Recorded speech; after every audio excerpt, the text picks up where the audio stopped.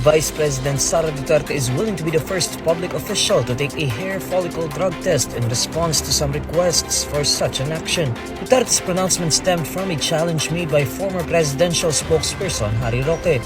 Roque had urged the Vice President and her brothers, Davao City 1st District Representative Paulo Duterte and Davao City Mayor Baste Duterte, to lead by example in taking the drug test. However, despite agreeing to the test, the Vice President stresses that a third party should be involved in the testing to ensure the validity of results.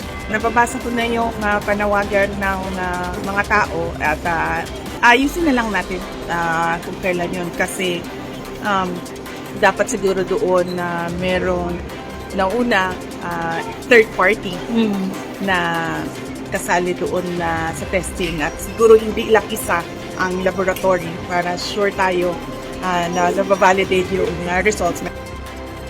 In the same interview, Duterte expresses support for a bill filed by Davao Representative Paulo Duterte which seeks to require drug tests for all government officials every 6 months. Of course, oo. Unang-una dapat talaga mapanigurado natin lahat na nasa tamang pag-iisip yung ating mga public officials. Kasama na ako doon.